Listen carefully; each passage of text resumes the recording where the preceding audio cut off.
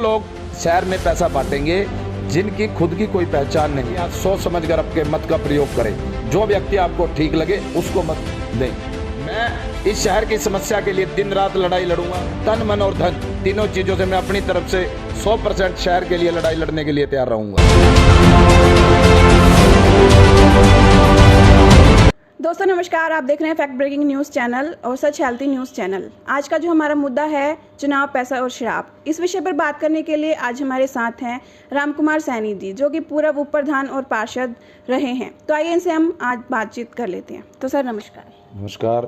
Fact breaking news के सभी दर्शकों को मेरा प्रणाम। मैं पूरी टीम का मैं धन्यवाद करता हूं, जो जनता के मुद्दे समय समय पर उठाते रहते हैं और इन मुद्दे उठानों से ही जनता के कई मसले हल हो जाते हैं। तो मैं पूरी टीम का धन्यवाद करता हूँ। हम ये पूछना चाहते हैं कि जैसे अक्सर सुनने में आता है कि जब भी चुनाव आने वाले होते हैं तो लोगों को अपनी तरफ करने के लिए कि ये लोग हमें वोट दें, वो उन्हें पैसे देने लग जाते हैं, लालच देते हैं उन्हें, या फिर शराब का वितरण करने लग जाते हैं। अक्सर सुनने में आता है। और कई बार क्या करते हैं, वो ड्यूटी लगा देते हैं किसी इंसान की या व्यक्ति की कि इस गली में, जोन में, वार्ड में या इस परिवार में कि आपकी ड्यूटी लगा दी गई है, इनके वोट आपने हमारे लेके आने हैं, आप इनको चाहे पैसे का लालच दो, शराब का लालच दो, किसी भी तरीके से। तो आप कितना उचित मानते हैं इन सब चीज़ों को कि वोट लेने के लिए ये सब करना चाहिए? बिल्कुल गलत है। वोट के लिए इस प्रकार की क्रियाकलाप नहीं करने चाहिए जिससे हमारे आने वाली जो युवा शक्ति है, हमारे देश का भविष्य है, जो इससे उनको नशे की आदत पड़ जाती है। तो इस प्रकार का लोभ लालच से इनको, इस प्रकार के लोभ लालच लोगों को नहीं देने चाहिए। और मेरी जनता से भी अपील है कि जो लोग आपसे नशे देकर वोट मांगते हैं या पैसे देकर वोट मांगते हैं, ऐसे लोगों से सावधान रहें।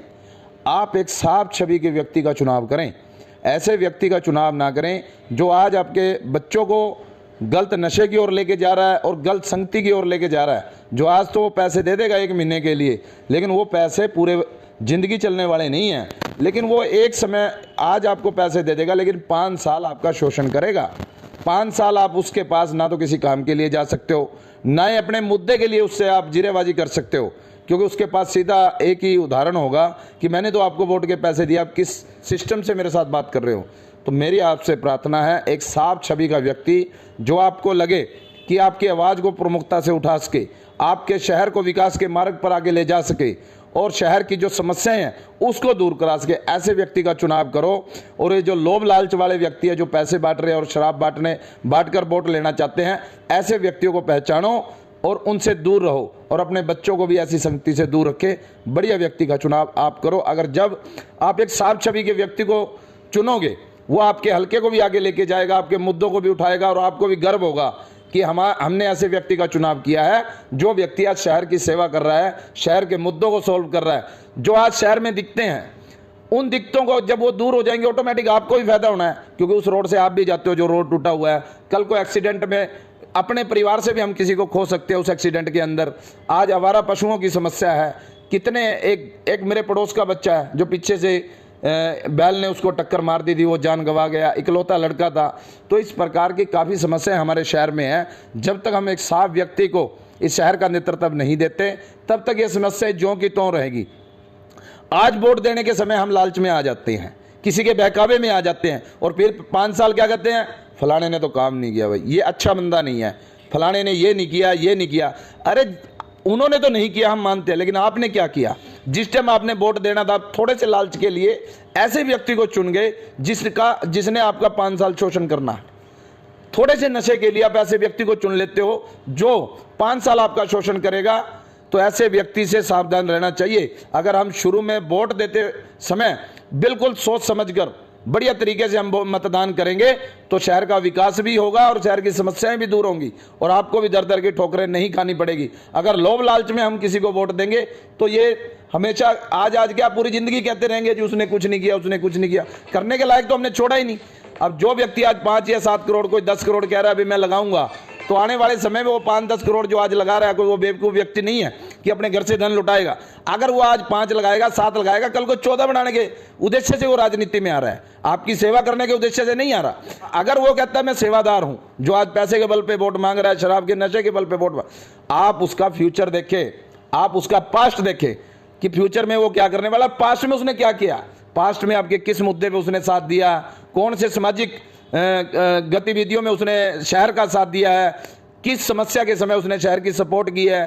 तो ऐसा उसका अगर आप पास्ट देखोगे तो आप अपने आप समझ आ जाएगा कौन व्यक्ति शहर का काम करने वाला, कौन नहीं। तो एक साफ मेरी प्रार्थना है आप सभी से हाथ जोड़कर, जितने भी दर्शक आज इस न्यूज़ चैनल को देख रहे हैं, सभी से मेरी प्रार्थना है, साफ छवि के नेक इंसान को चुने। लोभ लालच के चक्कर में ऐसा व्यक्ति मत चुन लेना जिसका 5 साल फिर आपको पछतावा करना पड़े। 5 साल बहुत बड़ा काल होता है, पछतावा करने के लिए बहुत लंबा समय होता है। तो इसलिए आज सोच समझकर आपके मत का प्रयोग करें, जो व्यक्ति आपको ठीक लगे उसको मत दें।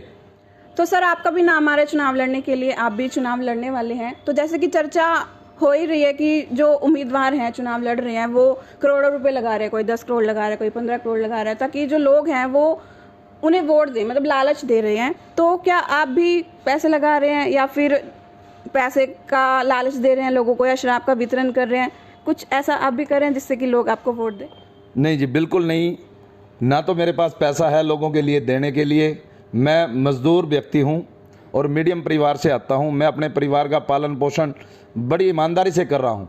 मेरे पास इतना 2 नंबर का पैसा नहीं है कि जो मैं लोगों में बांटूं। मेरी मेहनत की कमाई है जिससे मेरा परिवार का पालन पोषण नहीं होता है।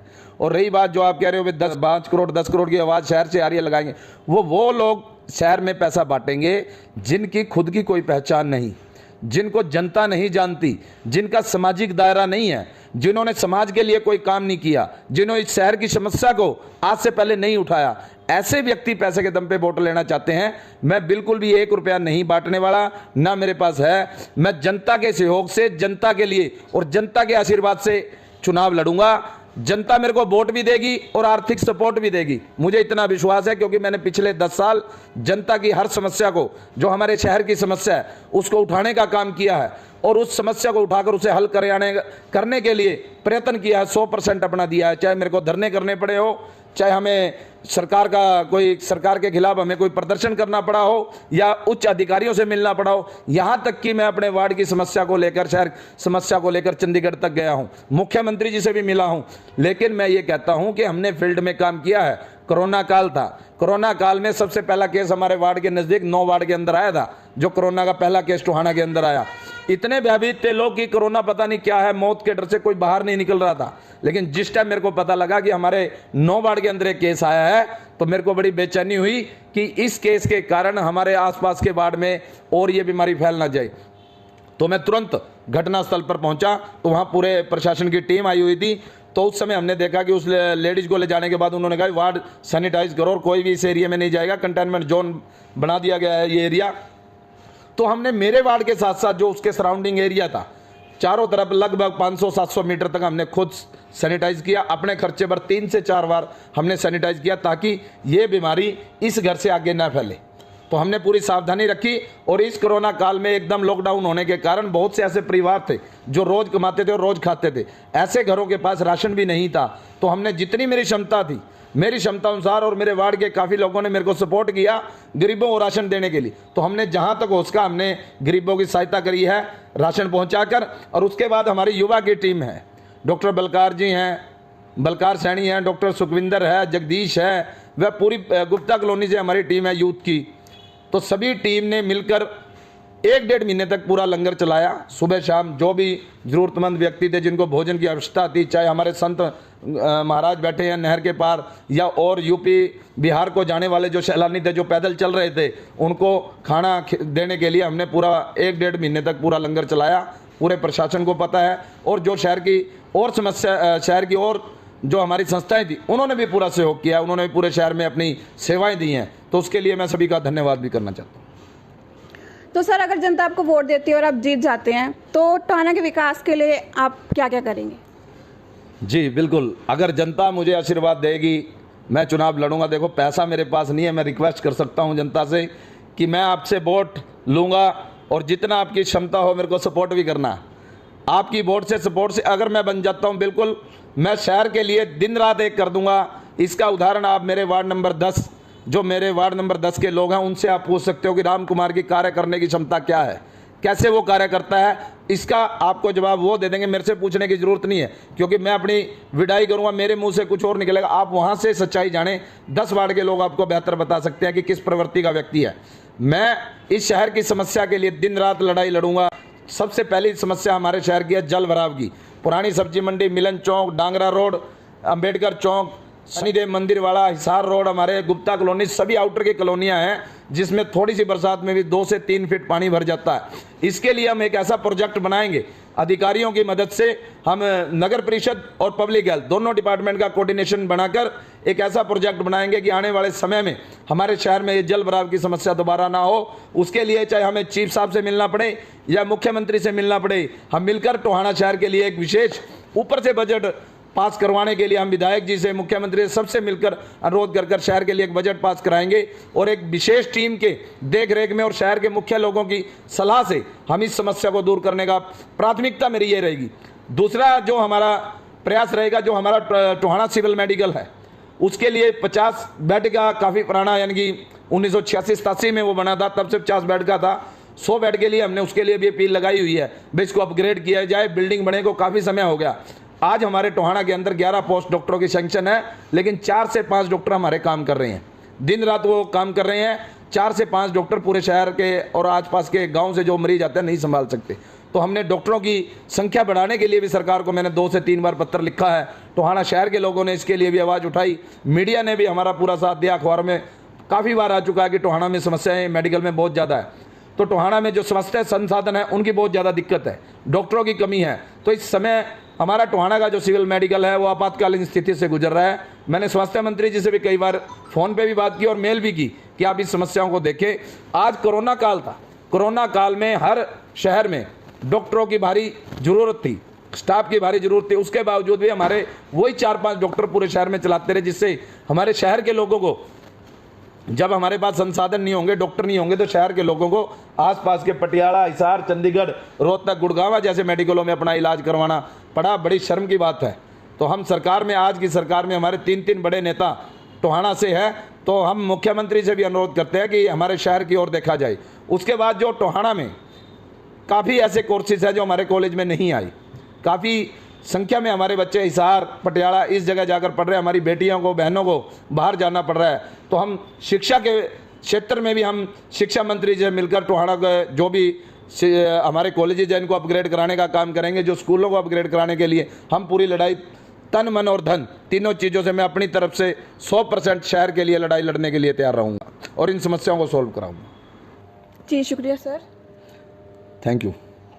तो दोस्तों ये थे राम कुमार सैनी जी, जिनसे हमने तमाम बातचीत की। फिर होगी मुलाकात इसी मुद्दे पे, चुनाव, पैसा और शराब। तब तक के लिए बने रहे फैक्ट ब्रेकिंग न्यूज़ के साथ और सच हेल्थी न्यूज़ के साथ। दोस्तों इस वीडियो को भी आगे शेयर आप जरूर कर दें। शुक्रिया दोस्तों।